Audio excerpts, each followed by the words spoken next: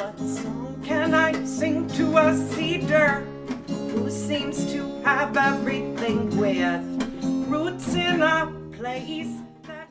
I heard some Clint Christopherson and medium build. Want to shout out Melanie and Marcus Beckman on that Sunny Porch Collaborative song. That was really great to hear. Yeah, and let's move forward onto the agenda for this. We were planning to have an opening prayer with Itchoak, but she had something come up super last minute and is unfortunately not able to make it. So if there is an elder in here that would love to do that,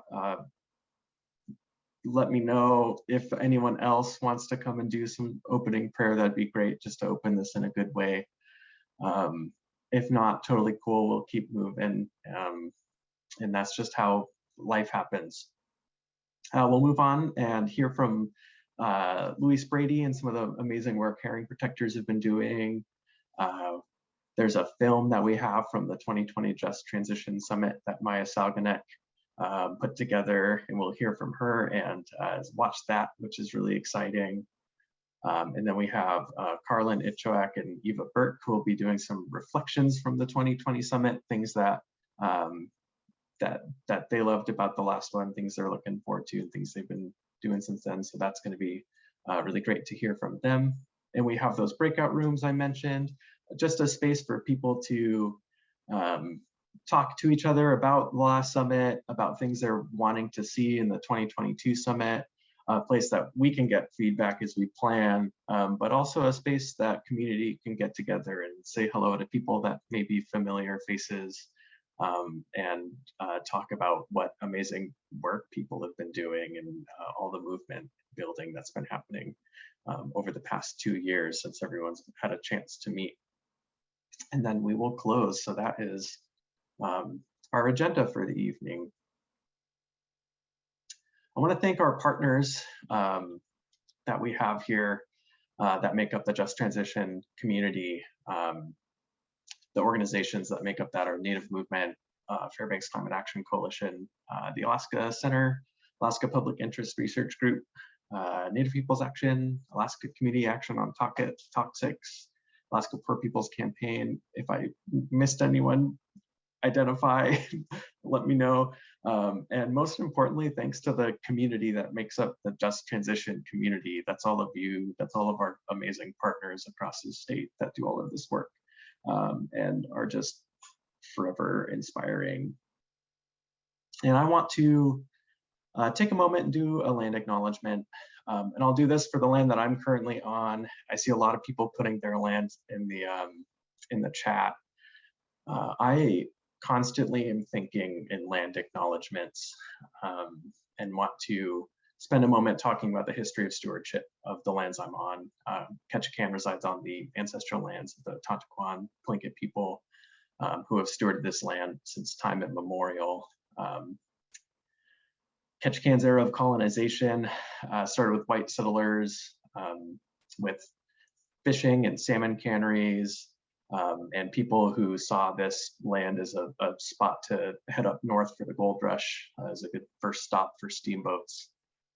And with settlers and colonization comes social issues, and Ketchikan ended up being a segregated community for a long time. Our indigenous people, along with Chinese, Filipino, and Japanese communities that were in Ketchikan, were segregated out of the town, and that formed what was known as Indian Town in Ketchikan.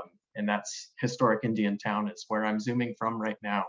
And that's where I grew up, and my dad grew up, and my grandmother and my dad's grandmother, all in what was historically Indian Town. And just 2 houses down from me is where our segregated, until the 20s, segregated high school for Native kids would go.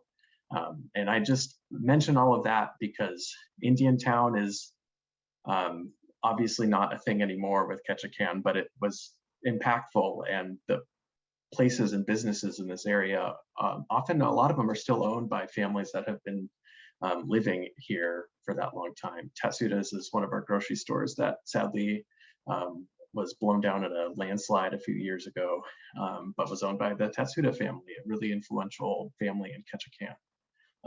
I mention all this because, like I said, I'm always thinking in land acknowledgements, and I'm just so eternally grateful for the people who've been stewarding these lands forever and did so in the face of discrimination and this segregation. And I want to continue to be able to do that myself as I live on in future generations as well. So I invite you to learn a bit about history of stewardship on your lands, as I've done, and it's just powerful to keep that history alive. And I do that through a land acknowledgement. So thank you for that. I would move on to our opening prayer, but Itchoak sadly is not with us tonight. She had an emergency go up, so I'll give a second if anyone feels comfortable opening that up. I'd give space for that. I'd like to open this in a good way, but if not, I may move on forward with this, which I think I will do. So we will move on to Louise Brady. I want to go to the next slide, maybe. Oh. Well, I'll introduce Louise as that's working on just in a few sentences, and I'll let her take the proverbial mic. Louise is Kiksadi from the Shikakwan and Sitka. She's been working with grassroots groups for years, centering on herring, and that's what she'll be sharing with us today. So I want to thank Louise for spending time with us, and I will, pass that mic onward. Goodness, cheese for that introduction, and goodness, cheese to everyone for being here this evening. Kashislayo Hadosa Kiksadi Ayahat Kahet Nakatsati Kagwantan Shkan Ayahat Kakachashana Hatsati. So my Tlingit name is Gashitla, and I am Kiksadi, which is Raven Frog from the Point House. And I am the grandchild of the Wolf House, also here in Shitka, or what's now called Sitka. And we Kiksadi women are known as the herring ladies. And I have to say, it's been really nice for me because I'm on Facebook, I'm on social media. And so I have had some memories showing up from the just transitions. And I had really no idea what was going to happen and what just transitions was about. I know I stepped off the plane in 40 below weather and was greeted by, I can't remember her name, and she was so wonderful. And she took one look at me and she said, "Is that the only coat you have?" And it was my warmest coat that I had for a Southeasterner, because we've had it pretty tough down here when it gets anywhere below 30. We are cold. But it turned out to be, I would say, probably the most inspiring gathering that I've attended. And just I see that Chandler O'Connell is here and Margaret is here. And I just love that connection. Chandler O'Connell from Sitka, she's also a part of the Herring Protectors, had her baby at the time. And Margaret and Theo had an immediate connection. And it was really striking to me that children were so welcomed and loved, and elders were so welcomed and loved. And there was this feeling of, I think it was hope. And Mind you, this was just before the pandemic started. I was just getting going. Um, and I think to a great extent, we herring protectors were not really quite sure where we were going either. But we did manage to, I think, get a lot done and continue to work together. And I think looking at the last couple of years and looking at the film you're about to see, not knowing what to expect with the pandemic and myself being high risk and um, trying to navigate what it means to be alive during a pandemic, and also um, what was going on with the what had gone on with the previous administration. There just was so much upheaval. And for me, Just Transitions was like a breath of fresh air. And, as we have worked our way through the pandemic, we as the herring protectors, and there's also a few other folks online right now that are currently actually getting ready for our ku'ik on April 16th. We were really concerned about the safety of the community, but I think more so, I think part of that safety that we forget about is how we care for each other as a community and being a part of the Native community. We are charged with making sure our elders are taken care of, and we are charged with a number of things. And so, in making the decision in 2020 in April as to whether or not we were going to go forward with a ku'ik, we decided to go forward with a celebration because we thought we would have to have it outside. And we were really fortunate to have more people coming in and getting involved.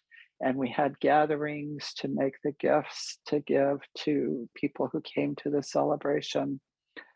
And I'm really looking forward. We're doing this now. So I think I hope that people are talking with each other and being open about the challenges of who we are today as as a country and as communities, and I think as grassroots movements.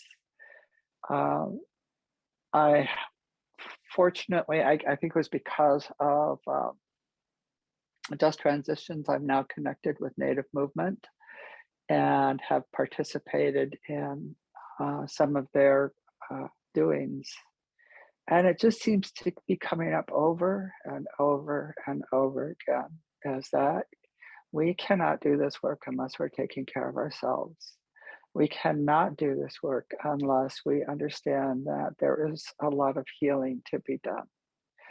And I really believe that with our gatherings here in Chitka, that coming together of people who normally don't come together has been incredibly healing.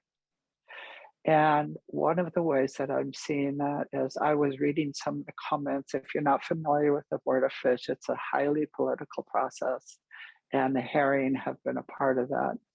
And to see all of the comments from people from all different walks of life talking about Native sovereignty and Native health, it was really, really uplifting. So there are things that we can do. And, for people who are struggling, I hope that you're reaching out. And I hope that if, the first person that you're calling doesn't answer, try another person. Because what I have seen throughout the years is people are hungry for community. And I think in so many ways, we have forgotten what community is. And I hope you'll see in this short film, I think it's just about 4 minutes. Like I said, so there were many elders there, and it was, I don't know, Chandler and maybe Jackson. I want to say that it was like 25 degrees with the wind chill factor. And you know what? People showed up. And, you know, you'll see the hearing eggs, you'll see the elders. The elders are sitting in the chairs, and we all just went to our cars and got blankets and winter coats so they could stay. And the elders stayed till the very end. And we didn't do the full-on ceremony, but we were outside for probably Chandler or Jackson, I don't even know, probably a good 3 hours. And if for the people who got ready, what helps it set things up, we're probably out there longer. So it's really important during those times that we reach out and we understand what our responsibilities, we understand what community is and the responsibilities that come with being a part of a community. And I really want to thank Just Transitions for this opportunity.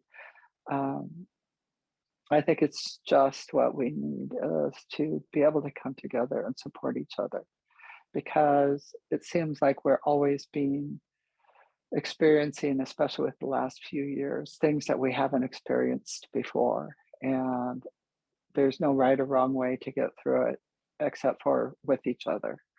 So gonna cheese for being here, and so good to see Miss Eva. I saw Eva is online here, and some other folks that I remember meeting at Just Transitions.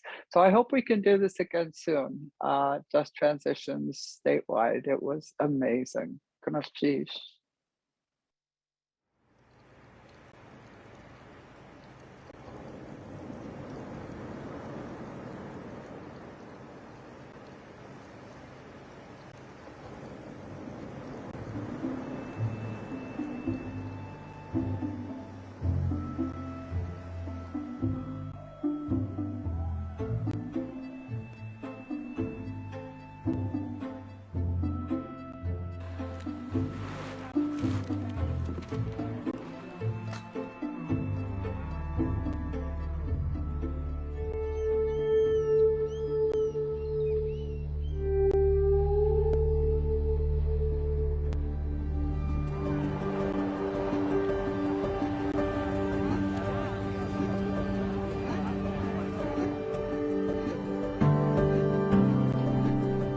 This is a time of celebration, and let the herring know how grateful we are that they are here and make Chica such an amazing, amazing place to live.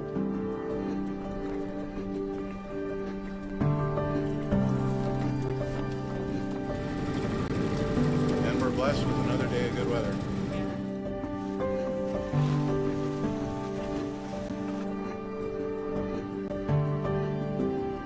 For those people who may not know, the original herring rock was out here. We're about as close as you can get to that story that is part of the Etu of the Kix Eddy that really demonstrates our connection to the herring.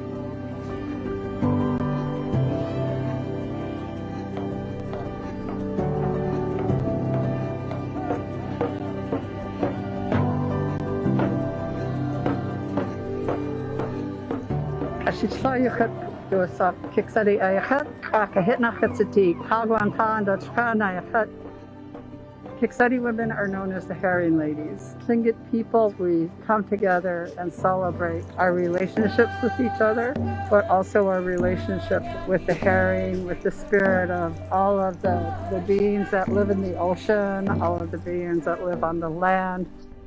When I was a kid, out here in Sitka Sound, up by the Scary Rock, there were huge, and I mean huge, herring. They used to boil up out of the water. Now you don't see that out there anymore. Our people subsisted off of it hundreds of years before the first non-native people came into our midst, and they were still doing it today.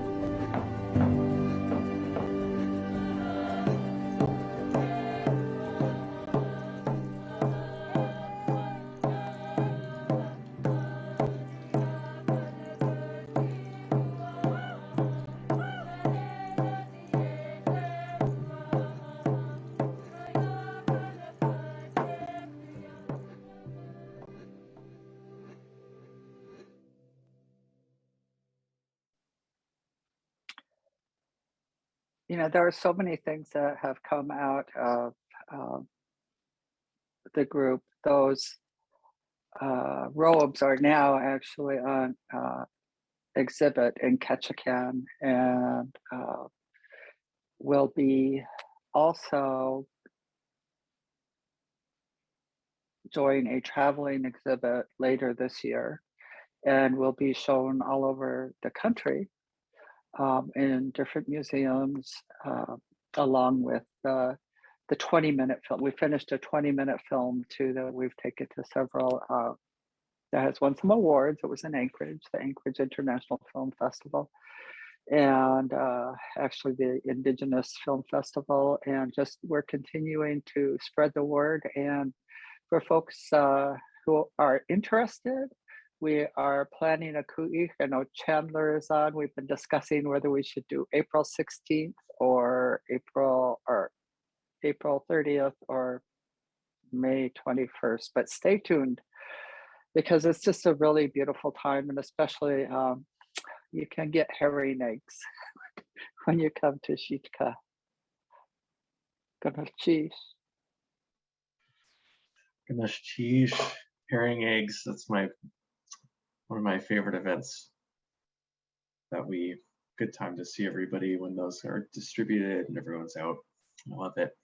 Yeah, I'm fortunate. I got to see all those blankets here in Ketchikan, in our arts council, or at the arts council here. So yeah, really amazing, beautiful work. Wow, yeah, thank you so much. We're gonna transition over now to this film from the 2020 Just Transition Summit, of the 2020 Just Transition Summit. And I'm going to invite Maya Salganek to speak about that.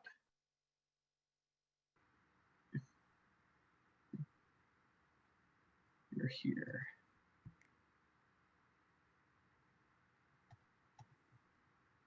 Hello. Hello. Hi, everyone. Yak'ik wasatini. It's so good to see everybody here tonight. Thank you so much, Kashitla. That was a beautiful film and so inspiring. I'm calling in from the lands of the Ogapuake, which are the lands of the Tewa and Tanos people in Santa Fe, New Mexico. It's an inspiring thing to have been asked to work on this project with Native Movement and all of the members of the Just Transition Network, and being able to share sort of a capstone or a thumbprint of what the summit was and how it kind of went through so many different stories and people sharing their heartfelt, inspirational words. We worked with the university team out of UAF and the Tothieda campus, and we were able to put this piece together. It's about 10 minutes at this point, and this is the first screening, and so I want to really appreciate anyone's feedback or comments.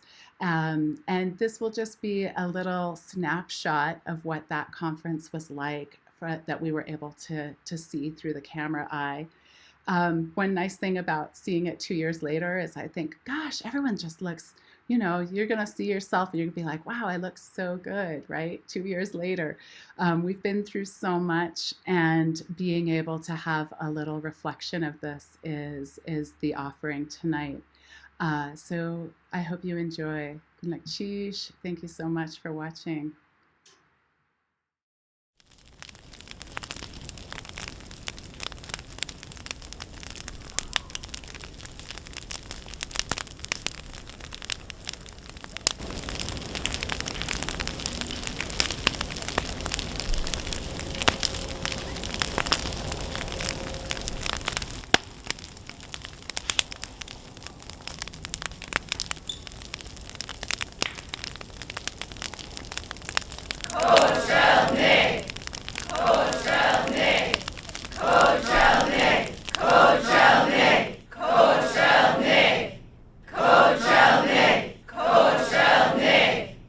essentially we're up against a major climate crisis. We're up against dwindling finite resources. And at the root of it all, we're up against colonial structures that have been instituted to make some people wealthy. But this is a time to have a conversation about how to be adaptable and how to be loving and how to come from light instead of fear. Each person's knowledge and expertise is an added value. We can sit together and talk these things through, as uncomfortable as they are, as Native people. We have a lot of work to do in a lot of different areas. We have work to do in healing and rebuilding healthy relationships with each other, within our families, within our communities. And that work is essential to everything else coming together. We need healthy people, we need healthy leaders.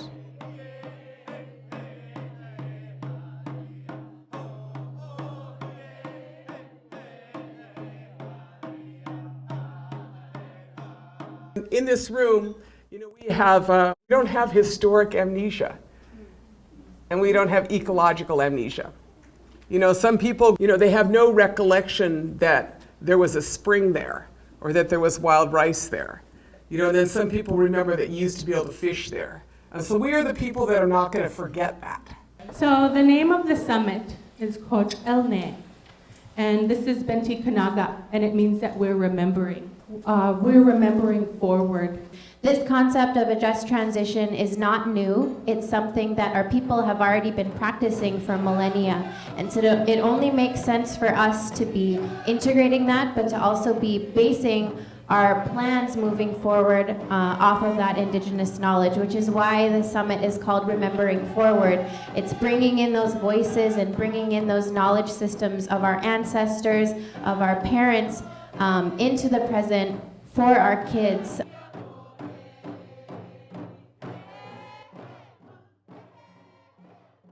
One of the ways that we maintain our wellness as Native people is by maintaining our lifestyle and providing for ourselves.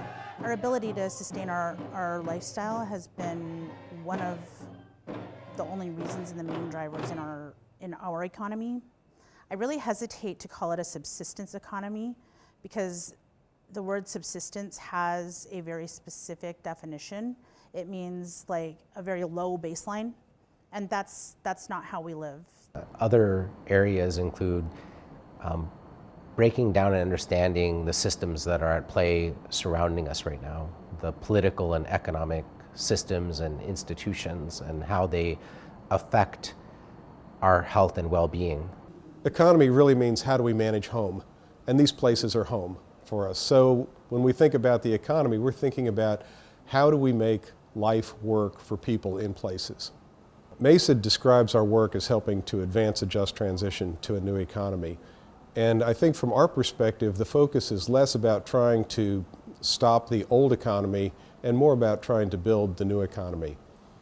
From our experience, the old economy is going to dismantle itself, and the new economy needs to be more diverse, sustainable, resilient, and equitable. The old economy was none of those things. When we talk about climate activism, when we talk about social justice, when we talk about just transition, the lessons that we have to teach are lessons of love and lessons of well-being and relationship and respect.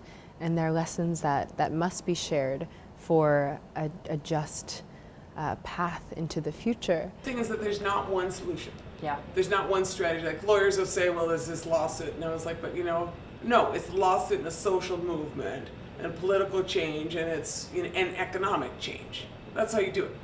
What I'm saying is that you got to use all of those things because it's a complex, these problems are complex. Visionary. We have to be totally visionary about how we do it because a lot of us only have experience with the oppressive forces. So I knew I could respond with this piece of art, and so I wanted to show how much possibility there is in the universe. We really try to help each other take off our blinders. We really try to help each other vision outside of the box. Like all these words are the parts of his body, actually, right? Bitsy, his tail, and Binde, his eyes. So she has all of this knowledge from the stars, and she's honoring the full moon. Did anyone look at the moon yesterday or this morning? Once we do that, we know that we find that we have the solutions for our communities. We're not going to figure out the answers, is what I'm saying, without help from our ancestors, without help from this other place, right? Because an indigenous paradigm is not a Western paradigm. It's a totally different worldview, and it is often reflected in our art. And then she has this baby, and that baby is like the seed, like this life that has yet to come, that's sprouting out. But now we look at our young leaders who possess the vision to make decisions that will lead to those needed changes. Our young leaders possess the creativity, the ingenuity, the urgent desire, the responsibility to change our future and make the world a safe, compassionate, reasonable place for all the living beings with whom we coexist. Our young leaders are the future. Our young leaders are the answer. The next generation of leaders will help us remember our dreams.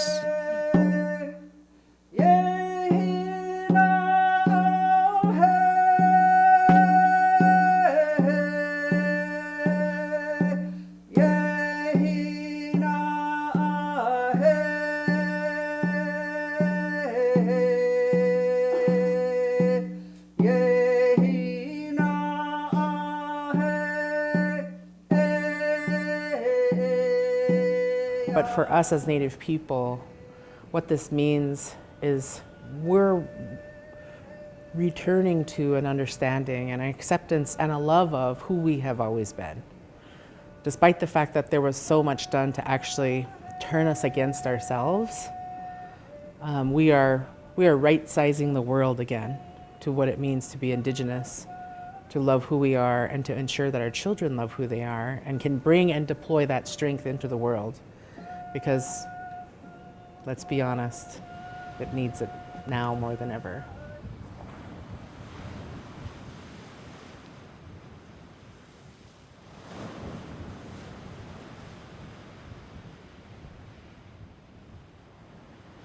I see the Arctic, it's the heartbeat of our Mother Earth. It's the organ that has been controlling the blood flow. The freezing and the thawing has controlled the thermophaline system of the ocean.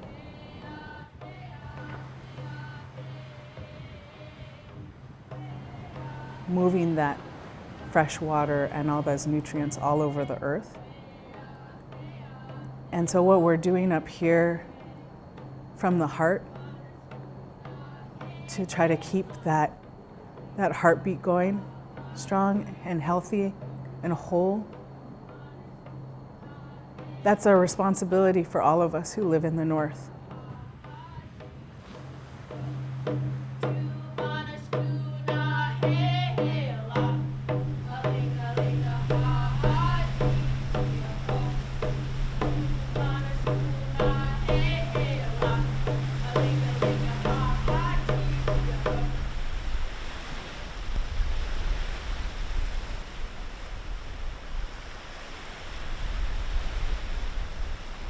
In a circle, there are no sides. Walking, walking so slow, trying to catch up with my mother. You know I can't catch her on a freight train. No, I can't catch her on an airplane. So I'm walking, walking, walking so slow, trying to catch up with my mother. She's so old.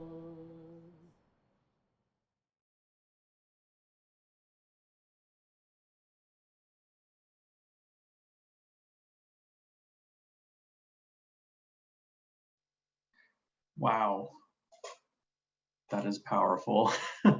Sitting here trying to control my breathing, and whew, it's amazing. I love seeing all of that movement and beautiful words by such beautiful people. Wow, I am, yeah, so looking forward with you, Kathy.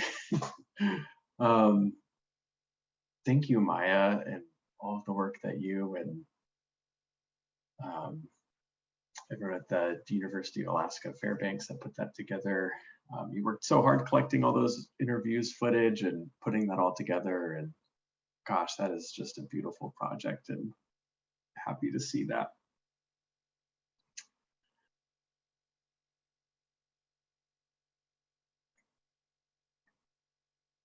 I'm going to move on to reflections from the 2020 summit.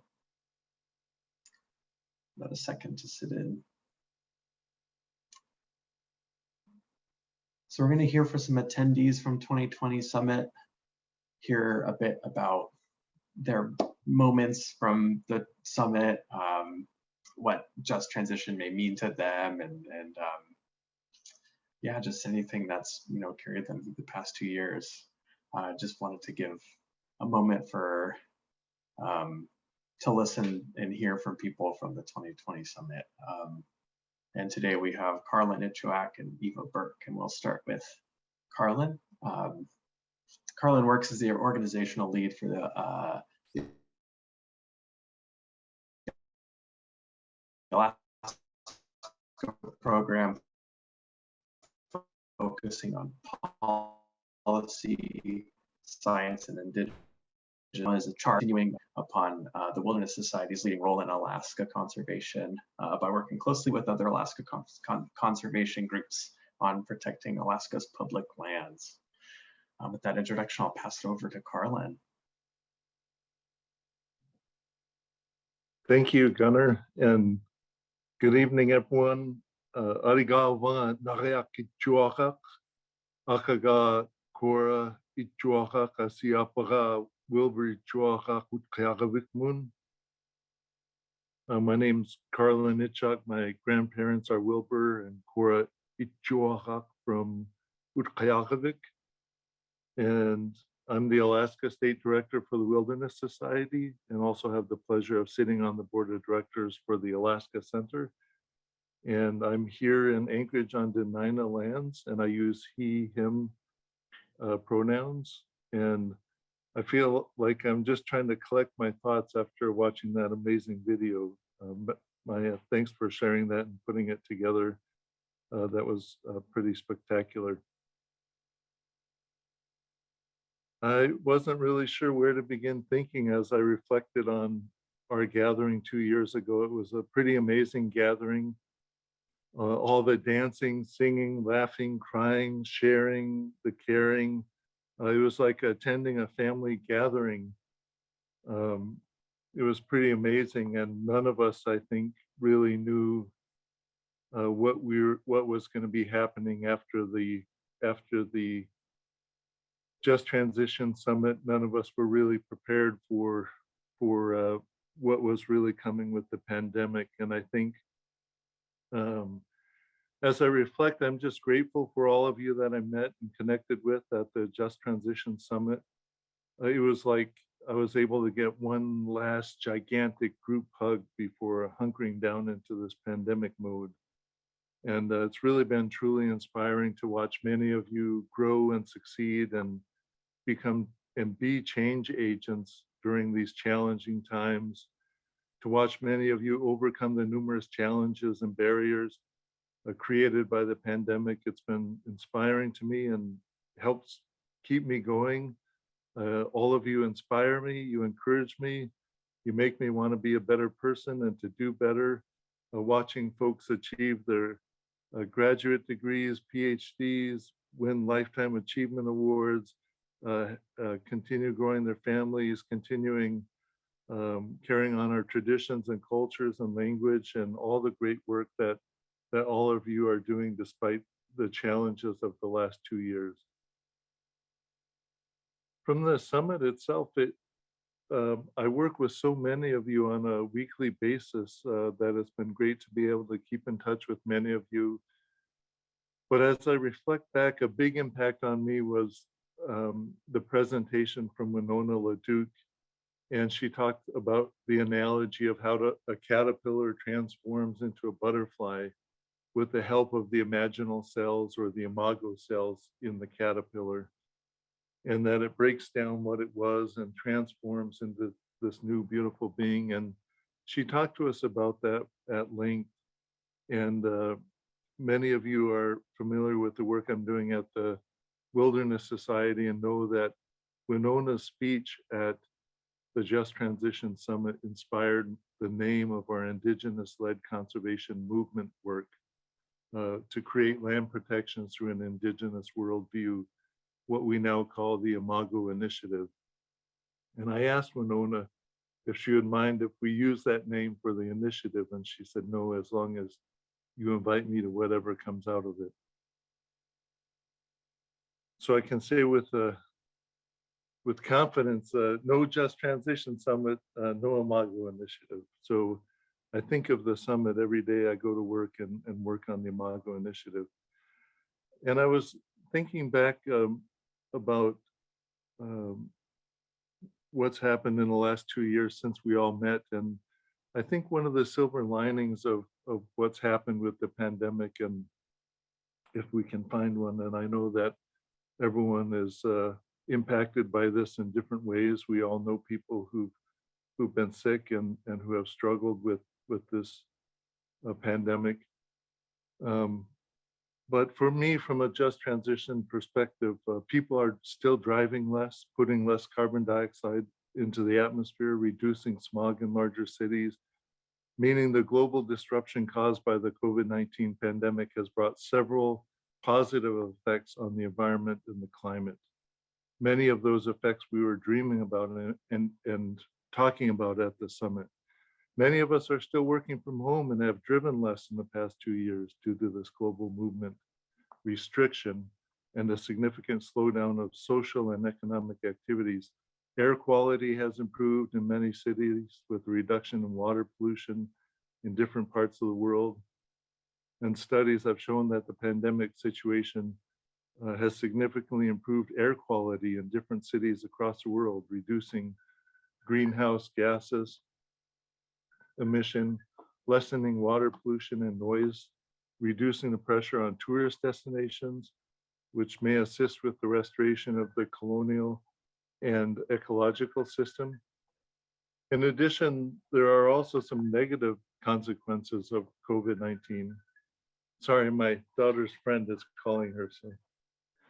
So we're seeing increased medical waste, haphazard use of disposal of disinfectants, masks and gloves, and the burden of untreated waste continuously endangering the environment. But in general, the environment has been healing in the past 2 years. And with this movement and with all of us working for a just transition, I think even though pre-COVID economic activities will soon return after the pandemic and the situation may change, when we begin to emerge from this global pandemic, we'll be at a crossroads. Do we embrace the current transition to decouple off of fossil fuels and continue to improve the environment? Or do we go back to our old ways? And I know all of us are on the same page with let's not go back to our old ways. And continuing to work together to capitalize on these short-term improvements to our planet's health in order to achieve long-term environmental benefits, we can achieve just transition for the next 7 generations. And we can do this, as was mentioned earlier in the video, with love and compassion for each other and for Mother Nature. So Kuyanakpak for this opportunity to reflect, and thank you for all the great work that you're all doing. Hang in there, don't give up, and stay safe. Kuyanakpak. Ayana, thank you. I love that one last big group hug of the just transition. I love that so much. Yeah, that makes so much sense that just fits the vibe in my brain. And I didn't know that about the Imago Initiative. I heard where it came from, but I didn't know that came from the Just Transition Summit. These are just like blowing my mind. And all this work of, yeah, building the new with love and compassion. Wise words. Thank you. And transition over to Eva Burk. Eva's Athabascan from Nenana and Manly Hot Springs along the Tanana River on the lands of the lower Tanana Dene. She's about to complete her Master's of Science in Natural Resources and Environment and is a graduate research assistant at the University of Alaska Fairbanks, owner of Rock Crossing Consulting and a mother of 4. Eva works in healing through food and culture, hosting traditional gatherings to strengthen community relationships, connecting place, and revitalizing local food systems. I will pass the mic over to Eva.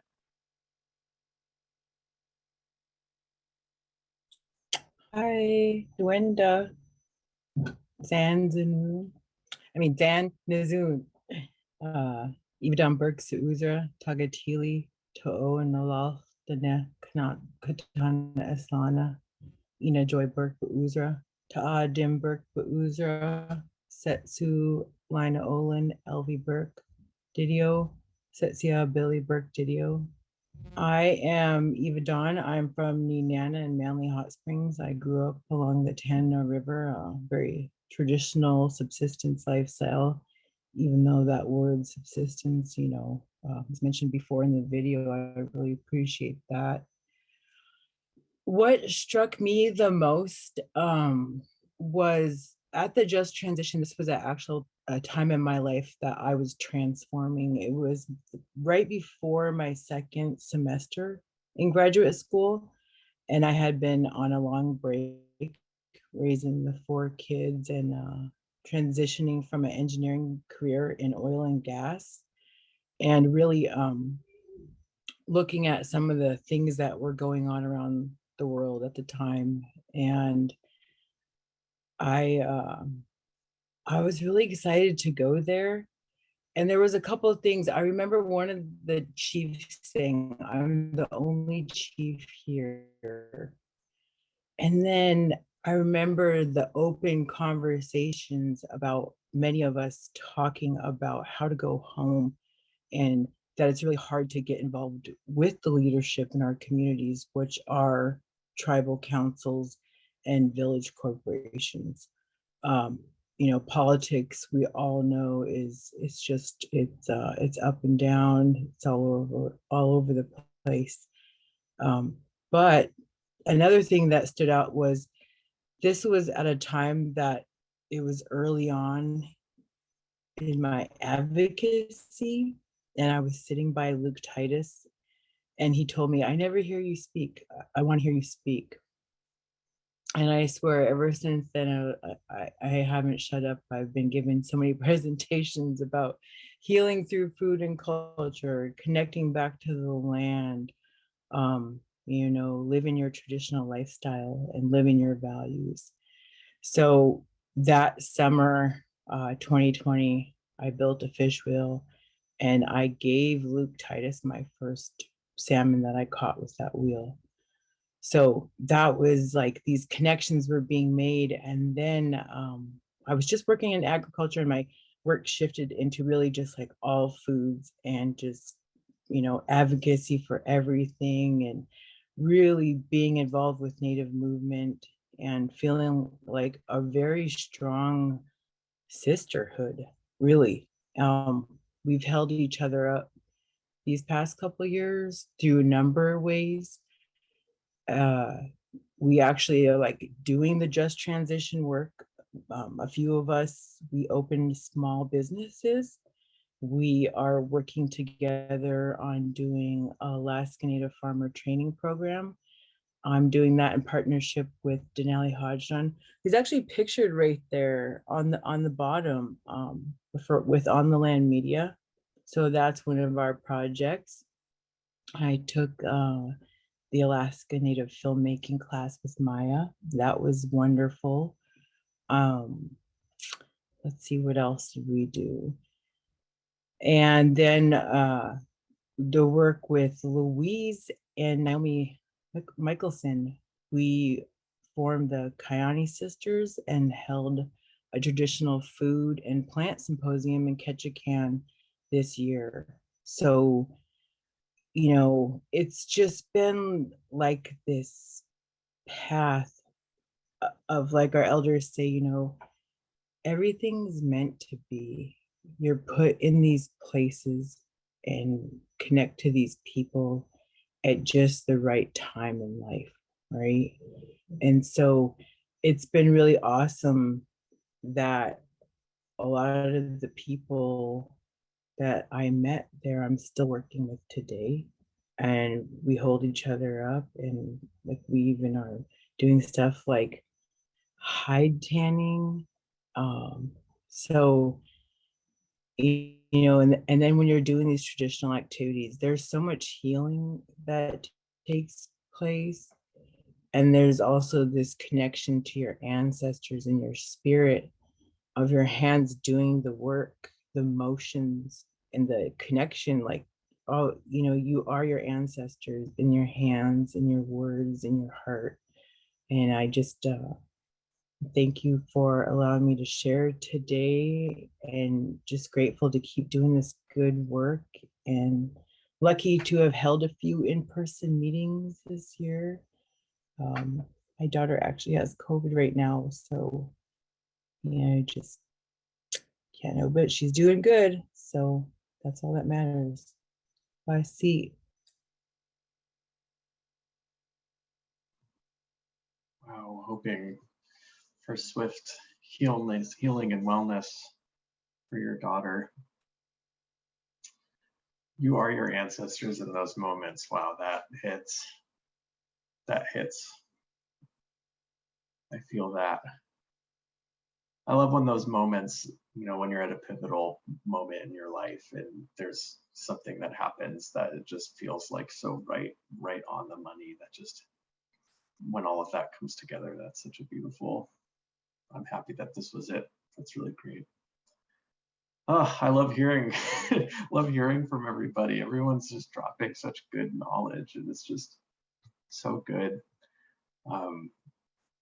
And I want to give people a moment to share themselves. We'll have an opportunity for breakout rooms as sort of our next activity here. I also understand people are listening on, and there's been so much hitting people, so I totally get not wanting to be in a space of sharing as we move into breakout rooms.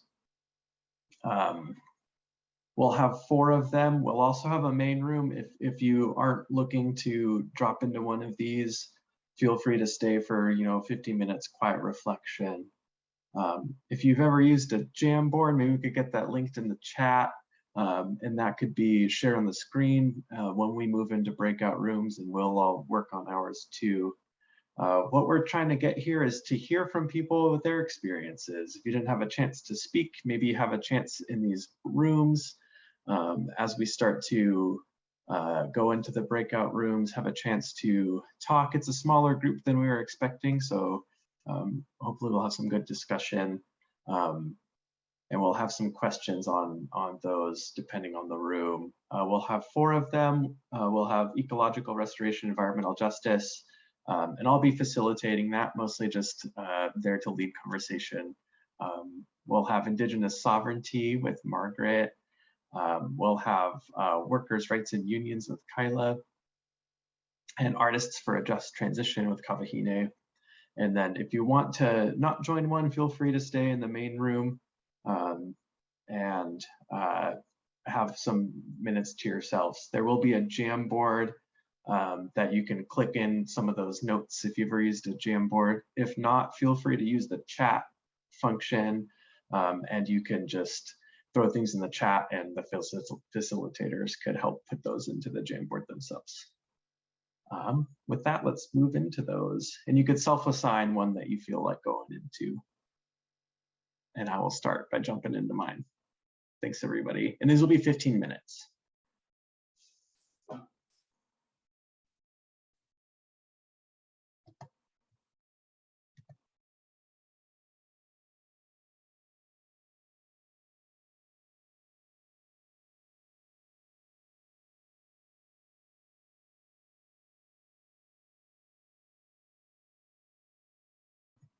All right, I think we're all back. I think, sounds like it, looks like it.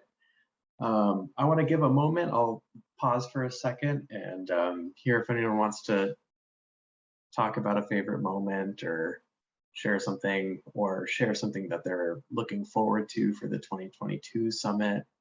And then after that, I'll talk a little bit about what we're planning and a little survey to hear back. But I'll give a moment if people want to speak about experiences themselves.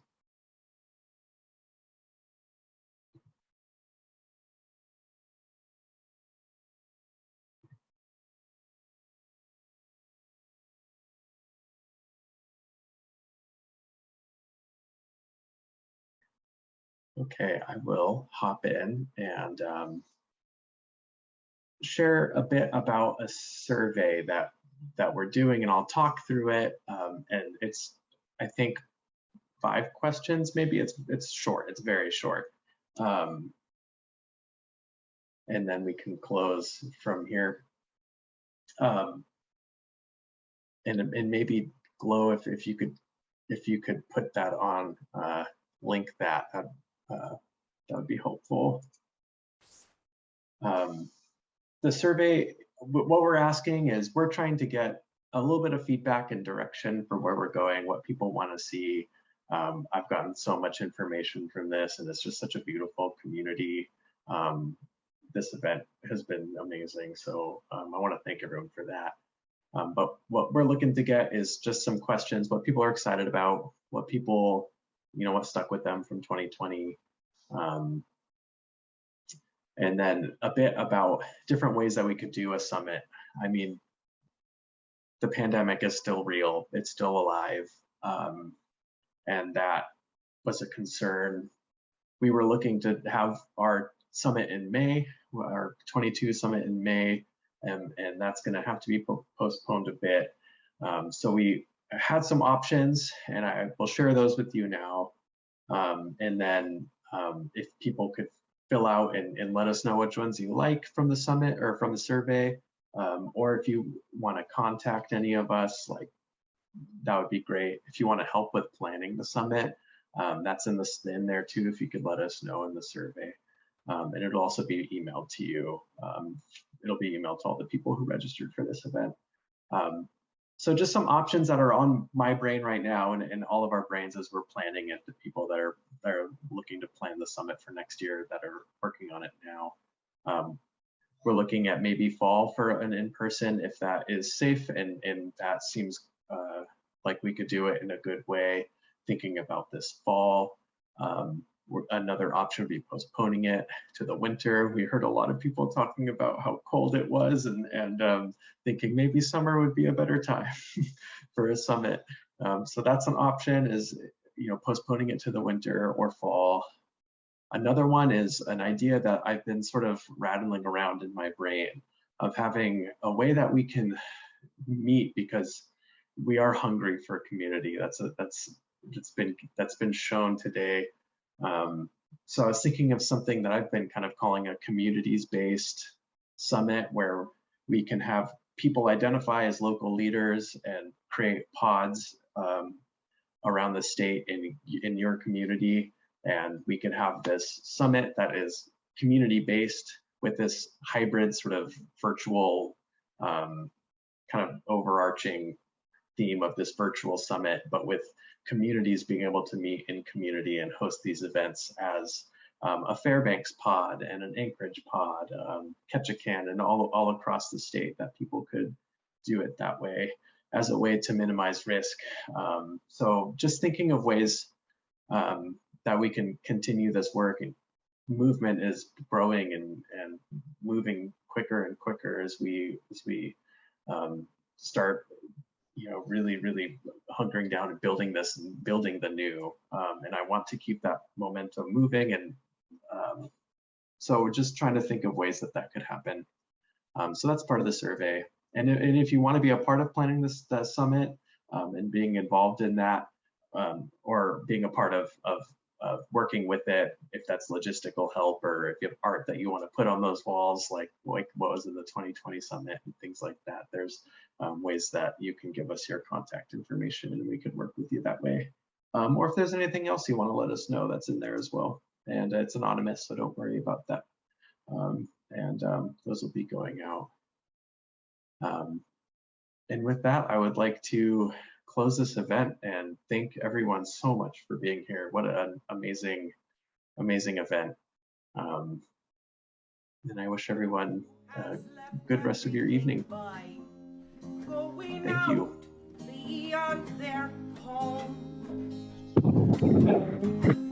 That was wonderful. Thank you, everybody. That was beautiful. Is it inside or outside of you? Think of all the places home can be.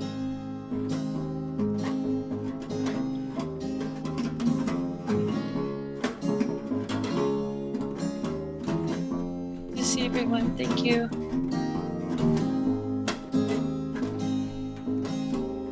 Oh, what song can I sing to a cedar away from all that they knew by going out beyond their